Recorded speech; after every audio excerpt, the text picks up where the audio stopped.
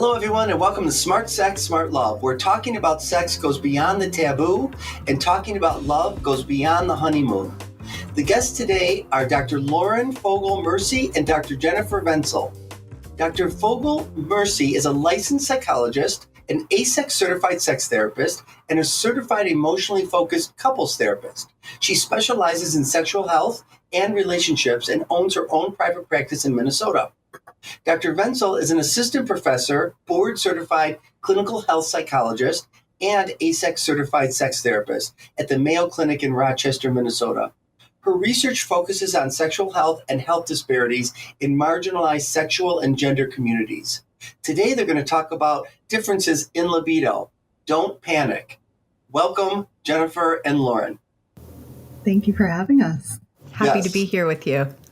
All right, thank you. I say don't panic because people get really up in arms about this. I mean, I feel like almost every couple I work with probably has a desire discrepancy and they worry about what it all means. And so you're going to help them regulate around this, I hope. Mm-hmm. Right? All right, yes. Good. So let's just start. What is sexual desire discrepancy? Well, we think of a sexual desire discrepancy as really at its foundation, different levels of sexual interest or libido, we use those words interchangeably, between sexual or romantic partners. That might be kind of frequency of interest in sex. It might also be different styles or types of sexual libido, which we can certainly talk more about today. Okay.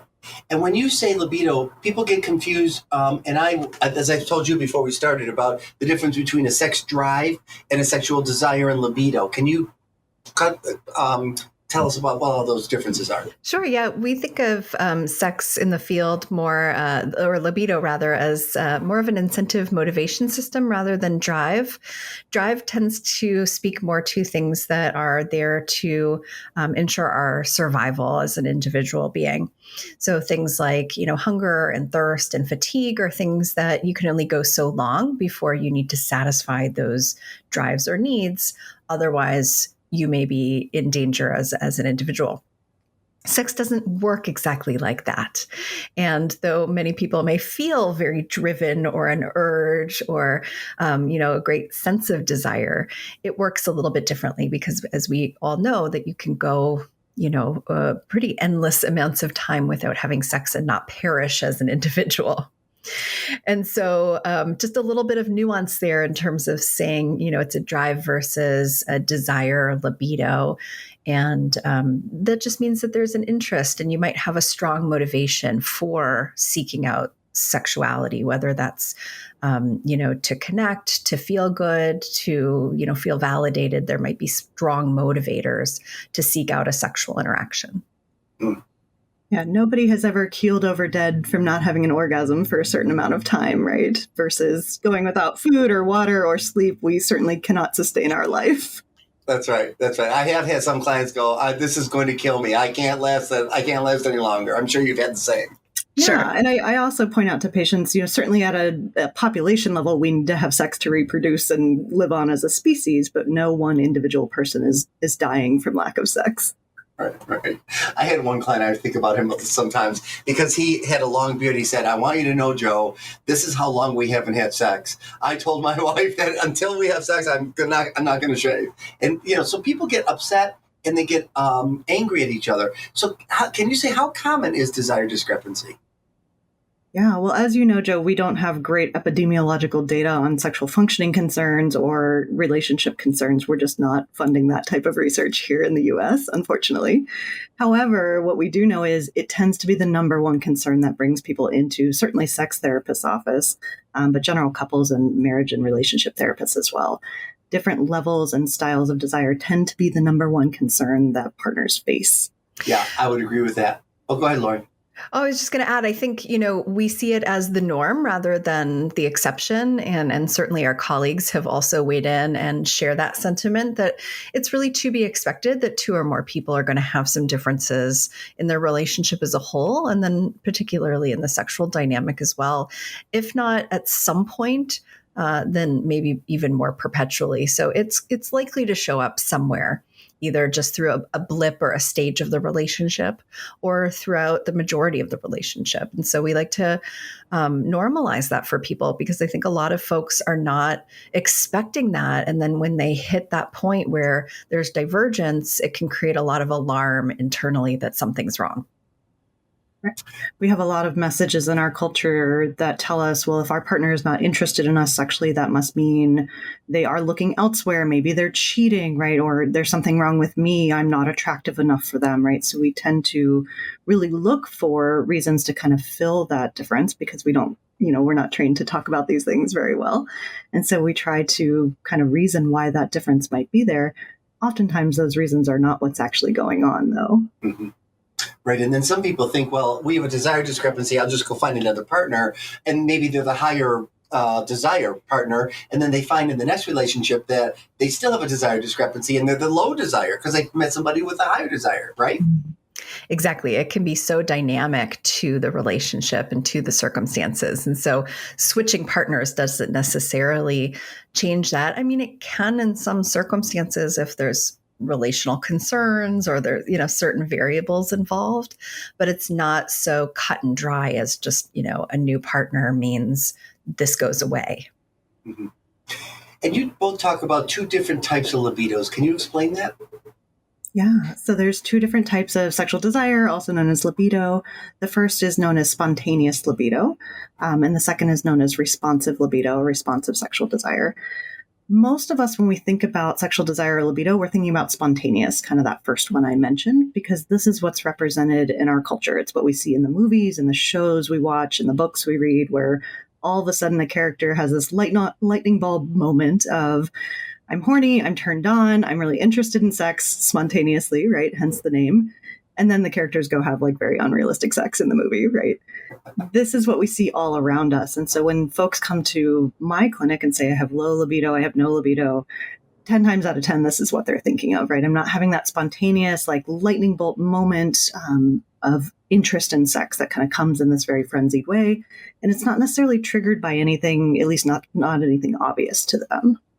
Okay, great. Thank you for clarifying that, because people, I do think that they don't know the difference. And would you say this, I hate to make generalizations, but sometimes people will say in my office, if they feel like, well, women are more responsive and men are more spontaneous. Do you agree with that? What do you think of that? The research actually doesn't support that. The research would say that it cuts equally across genders. I think partly where that sexual stereotype comes from is we know that sex hormones do play a role in spontaneous libido. We don't quite know the complexity of all of that yet because, again, lacking research. But we do know that things like estrogen and testosterone and progesterone play some sort of complicated role here. And I think that that's where we start to see the origin of some of these sex stereotypes. And I admitted that I haven't read your book yet, and I want to, and we'll talk about your book in a minute. But do you speak about limerence? Do you talk about that? A lot of people are pathologizing that on social media these days, and I don't have a pathological understanding of limerence. I understand it to be kind of what we're already talking about. What do you both think? It's funny you mentioned this, Joe, because I actually have the limerence book. Dorothy Tenov, I think, is the person who created the term. And I have that in my library account now to read because I have seen exactly like you, there's this pathologizing of limerence. And that was never my understanding of the term as well. And so I'm in the midst of a little bit of a deeper dive to understand the framing. But we do talk in the book about the honeymoon phase or new relationship energy. And what tends to happen for a lot of folks is in that time frame, they experience a lot more spontaneous desire. And that can be a really common experience when there is something new or novel or a budding romance. And for some people, they maintain that spontaneous desire then throughout the relationship. Whereas for others, they see a spike in spontaneous desire. And then they, after some time and some comfort, might kind of go back to a more responsive style. Maybe that was their more predominant style before the honeymoon phase. There's a neurochemistry role here as well that I don't know that we should be pathologizing, right? So when we have a new partner, when we find ourselves in novel situations, there's a flood of dopamine in our brain. We know that this is the case in terms of brain chemistry when we have these novel environments and novel relationships. That's not sustainable over the long term, so we can't necessarily expect limerence or new relationship energy to last forever and ever. But it is a pretty common developmental stage in a relationship. I'm so glad you speak to this, and I'm so glad you have that book. I'm also going to get the book, and I wrote an article that I haven't published yet for Psychology Today because of all this pathologizing over, like, acting like we're victims to limerence rather than we can be in charge of it. Like, I know some cultures don't even aspire to limerence because they understand it can attach you to the wrong person. So now people are acting like, oh my God, it did this to me, rather than understanding limerence. You can override limerence. Yeah, I think it's developmentally part of a new connection and the attachment process. And we just want to be thoughtful. I mean, of course, you can become really excited about someone and really enthralled with them. And then you see that spike in desire and oxytocin and the hormones. So what that can look like is sometimes maybe making a lot of decisions really quickly, right? You don't want to maybe jump into let's, hitch ourselves together forever and make all these big decisions when we're still getting to know each other and we have some rose-colored glasses on. And so that's absolutely part of the developmental process. We just need to sometimes slow ourselves down and allow the process to unfold. I love that. All right. When we talk about higher desire partners, what should they keep in mind in the relationship? One of the first things we often ask higher libido partners to think about is what is their motivation for wanting to be sexual? We talk a lot in our book about different motivators and identifying your motivators for sex. For many people, it is physical pleasure. As you can imagine, having an orgasm tends to feel good for folks. But for others, the motivation for sex is to have an emotional connection with their partner. It's to feel comforted. It's a stress reliever. We provide a significant list of potential motivators in the book for people to kind of think about and see if that applies to them. For folks that have higher libido than their partner, we want them to be thinking about what is the motivation. If it's just an orgasm, are there other ways to do that? If it's finding stress relief, are there other ways to do that if your partner's not available to you or isn't matching kind of where you're at in terms of libido? So we really want to kind of get to what is pushing this sensation for them so that we can move forward with more information about that.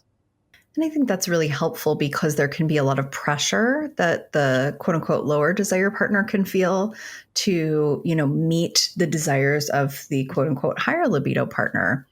And when we look at sort of what is it that you're looking for, what is the maybe underlying relational need behind this request, it helps to create maybe more expansive experiences around getting some of those needs met. Sometimes things can just funnel into one activity when really there might be multiple ways to feel valued, validated, stress relief, loved, connected. And so having a variety of options for how to meet some of those underlying needs can really help take some of the pressure off of the couple dynamic. I like that. What should the lower desire partner keep in mind? So often that is focusing on and discovering what is pleasurable for them. What is their own motivator as well for being sexual with a partner? And that may look a little bit different than what we've been sort of told by our culture. Often we are kind of given this message to focus on, orgasms, penetrative sex, certain very specific partnered experience. But that's not the most motivating thing for everybody. And so it may be that you really enjoy the sensation of kissing or being caressed or just lying naked with your partner. And if we downgrade that to something that doesn't count because it's not genitally stimulating or it doesn't culminate in an orgasm, a lot of people are putting their own desires and pleasure to the side because it doesn't follow that script or that narrative that we're told it's supposed to. So with lower libido partners, we're often starting with even just the concept generally of pleasure and how do they experience pleasure and what feels satisfying, both within a intimate dynamic, but also just more generally as well. We get a lot of messages that suppress our general relationship to pleasure as a whole.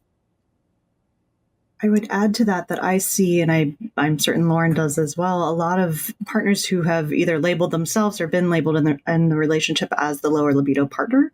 And in fact, they are actually the more responsive libido partner as compared to that spontaneous we talked about earlier. So just a note on that, because we didn't talk about the responsive sexual desire, which is that second type of libido. For people who are more responsive, their physical arousal tends to have to happen first, right? So the body gets aroused. We have pleasurable sensations, to Lauren's point here, before the mind kind of mentally clicks in as saying, oh yeah, this is good. I'd like to continue, right? So rather than that lightning bolt moment of I'm horny all of a sudden out of the blue, right? There is a warming up that tends to need to happen. There needs to be sensation that feels good, that feels arousing to the body before mentally responsive desire folks tend to be able to experience that interest, that wanting, right? Many people who have been labeled as lower libido or lower desire in our culture are indeed more responsive in their style or their type of libido. And that's a really critical thing for both partners, all partners, to understand. Mm-hmm. What do you say to couples where the one that wants to have sex, so there's often more, one partner is often more the initiator, another partner is more the pursued partner. And they'll say, well, you seem to be having all kinds of self-pleasure and masturbatory experiences, and you seem to want that more than me, it feels like. How do you speak to that with couples? That happens so often. And I think it really speaks to, then again, the dynamic and the experience of partnered sex versus solo sex. They can be very different experiences. So often solo sex is pretty focused on just like your own pleasure. There's not, the external pressure of having a partner there, having to navigate different desires, having to face potentially disappointing a partner, having to have hard conversations. So there's a lot of relational dynamic that happens with relational sex, which is different than solo sex. So a lot of people can find this to be competing, like you're having sex on your own and not with me, and that really hurts, which totally makes sense. And I get that. I also think that that's such a beautiful opportunity to have conversation. What is it about when you're on your own that seems to work well? And is there a way for us to bring some of that into our dynamic, right? What is it that makes it easier for you? And often it's, I don't have to negotiate. I don't have to leave you feeling badly. I don't have to get into a potential conflict. I don't have to feel pressure. So some of those things which really speak to then the relational dynamic or the sexual dynamic, which is a lot of the work that we end up doing in sex therapy, is addressing some of those dynamic issues. We'd also remind lower libido, quote unquote, lower libido partners who are cisgender women that there is significant research that suggests that masturbation, self-stimulation for cisgender women actually helps to increase partner desire. So there's a difference in the research literature between solo libido, solo desire, and partnered libido, or partnered desire rather, meaning are you more interested in being sexual on your own versus with a partner? Are they about equal, et cetera, right? There is building evidence, growing evidence that particularly for cisgender women, masturbation helps to really build partner desire, right? And so there could be a relational benefit for some people there as well. God, I so appreciate you adding that. And I didn't even know that actually. So it's good for me to know that when I'm working with couples. Thank you for that. Mm-hmm. So let's talk about your book. You published a book called Desire, an inclusive guide to navigating libido differences in relationships. You call it a radically inclusive book. Why did you use that term, and what inspired you to write this book? So this book was Lauren's brainchild, probably going on 6-7 years ago now. It was published in 2023, so just last summer. And from the beginning, she and I went out to dinner one night, both working sex therapists, have known each other for many years, really started talking about our practices and kind of thinking about the lack of resources out there for anyone other than cisgender heterosexual women who have low libido for their cisgender heterosexual male partners. Certainly that is an important demographic, and those are certainly important clients and patients that we work with. And we also see men with low libido. I work a lot with LGBTQ population who are not always really represented in those types of materials and books and resources that are out there for the general public. Things that I, as a therapist and a practitioner, might recommend for further education, right? And so we kind of got to the point of saying, well, maybe we're the two people to write this book. And so from the beginning, it was always meant to be a very inclusive, all bodies and everybody, right? We want people to see themselves reflected in this book because everybody struggles with libido at some point in their life. We feel fairly confident in saying that. Right. And having something that can include, multiple people, multiple relationship structures where, we're not having to sort of caveat a resource ahead of time by saying, hey, this is not really geared towards you, but it might be helpful. Just felt really important. And for us, both of us come from a training program and background that was more inclusive and diverse in the populations we've worked with. And we just really saw that there wasn't as much out there for clients and lay people to navigate something like this. We also noticed too that the book sort of evolved as we were writing it. It started off as a low desire, low libido book, and very soon became a desire discrepancy book because we realized that, you can't really talk about low desire without having a reference to something else. And so often the people who come in, at least to our practices and our experience, were coming in with a relational context and comparing themselves to their partners. And so it became really important to kind of address the relational piece here. And so we really wove that into the writing, and that's kind of how the book evolved and emerged as we were writing it. How long did it take you guys to write that book? I think about a year in earnest. Yeah. Awesome. Yeah. To the grindstone about a year. Yeah, no, that's good. People always ask me and I say about a year, but people think it takes longer but it's grueling, isn't it? It's like, I felt like I used to say to my husband, I feel like I'm having an affair on you because the book was my priority. It is definitely a part-time job, and the process is so much longer than just the writing itself. Yeah. So from inception to finish, it was 5+ years. Mm-hmm. Oh, yeah, that makes sense. Okay. And in that book, you talk about the sexual staircase. What is it and why is it important? Yeah, the staircase is literally an image. I want your listeners to picture an image of a staircase. We include this in the book that really reflects kind of our dominant script, our dominant narrative about what sex is, quote unquote, supposed to look like, right? And so at the bottom of the staircase, imagine what we tend to think of as foreplay, right? So touching, that it maybe leads to kissing, that leads to maybe more intense touching, maybe it moves to the genitals, right? And we're going further and further up the staircase. At the very tip top of the steps is penetrative intercourse, and at the very, very top is orgasm, right? This sexual staircase, this is the script that most of us tend to learn about partnered sex in this culture, even if it doesn't apply to us. So for example, for queer folks, for LGBTQ folks, this is a script that really sort of tells us, well, we start with the non-genital stuff, we start here, then we move to the genitals, then we move to penetration. That's kind of the most important thing. And then the very last thing that ends the sexual experience is typically the guy's orgasm, and then we're done, right? Regardless of whether or not the other partner did, typically a cisgender woman. And so this is a script that, I often say to my patients, I'm sure nobody sat down and showed you this staircase image and said to you, this is how you have sex with a partner. And yet it is something that we kind of pick up by osmosis in this culture, right? What partnered sex is, again, quote unquote, supposed to be. As it turns out, though, this is a really damaging script. It's a really unhelpful script. And so we talk a lot in the book about how to sort of undo the sexual staircase that we've all internalized, myself included, as somebody who lives in this culture, right? How do we start to step away from this, and how do we create a more healthy approach, a more flexible approach, a more adaptive approach to sex? I like it. That's good. Are there any other, in your book, you also recommend that couples should embrace a more expansive definition of sex. What does that mean? So, alongside the staircase, when we talk about that, present that, we also talk about an alternative model to that, which we call the wheel model. And the wheel is just imagine like, the wheel of a wheelbarrow or, something like that with spokes in different directions. It's really just to reflect a more open-ended option and opportunity for sexual interaction.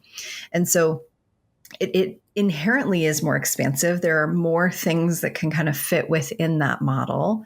And they might be things that are really pleasurable or enjoyable, but don't typically fit somewhere on that staircase model that we've all been taught. So this could be things like showering together, massaging each other, just lying naked together without moving into some sort of sexual interaction. It's broader, and so it kind of encompasses more areas of intimate touch, affectionate touch, sensuality, so that it's not so focused on where there's a beginning, middle, and end, or at least not one that's predetermined for us. And so this really allows you to sort of, choose your own adventure, so to speak, and pick what you want that specific experience to look like. And that can be dynamic and it can be different each time. And so that really allows for a lot of the individual difference and the diversity that we have as humans, because it just doesn't make sense to have one script for 8 billion plus people. It just doesn't work. I agree. Even if that script worked for you at one point in your life, again, I work in a medical setting. And so a lot of the patients that I'm seeing for sexual health concerns, there's been, and sometimes a catastrophic diagnosis in their life, right? Cancer, diabetes, cardiovascular heart health issues, right? Strokes, those sorts of things. Even if that staircase script worked beautifully for you for most of your life, unfortunately, our health can get in the way sometimes, right? Physically, we may no longer be able to do those things that kind of make up that beginning, middle, end script that we're all taught. And so it's really important either way, even if you love the script, nothing wrong with that. That's okay. But I also still want people to have a flexible approach, an adaptable approach, because if we're privileged to live long enough, something will disrupt our sexual health. Most of the time that's manageable. We can learn and find healthy approaches to still have good sexual pleasure and connection with our partners.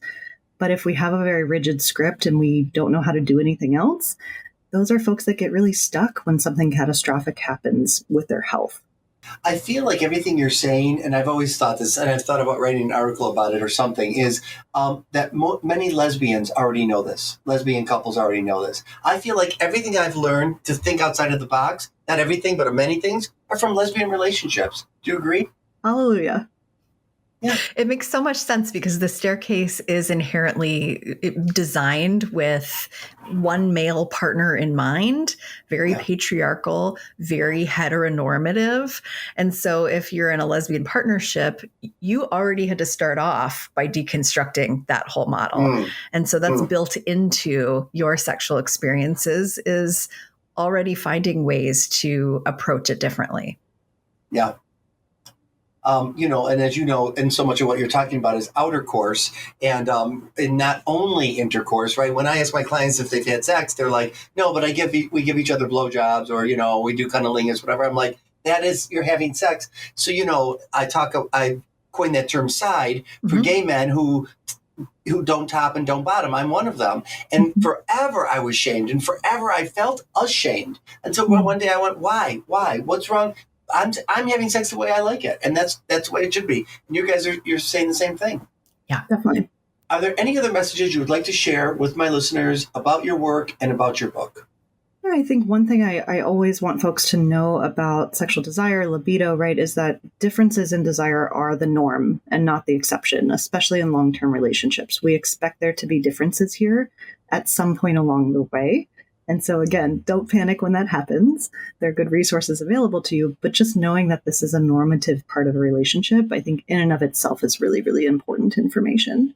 Yeah. And I'll echo that by saying, having some flexibility and exploring what's pleasurable to you are really important messages that we speak about over and over in the work that we do. Finding what you enjoy, making your own experience, figuring out what's dynamic for you and your partners, and trying to have a bit of flexibility so that it doesn't have to look and be exactly the same all the time forever. Very well spoken, very well said. I love it. And so where can people learn more about both of you and buy the book? I am on Instagram at Dr. Jennifer Vencill. And I'm on Instagram and Facebook at Dr. Lauren Fogel Mersy. You can also find me on my website at www.drlaurenfogel.com. And the book is available pretty much where books are sold. It's awesome. Thank you so much, Lauren and Jennifer. It was such a pleasure to have you on my show. Great to be here. Thank you. Thank you. And you can hear more of my podcast at smartsexsmartlove.com. And you can also follow me on Twitter, TikTok, Instagram, and Facebook. My handle is at Dr. Joe Kort, DrJoeKort. And you can also go to my website, joekort.com. Thanks for listening. And until next time, stay safe and stay healthy.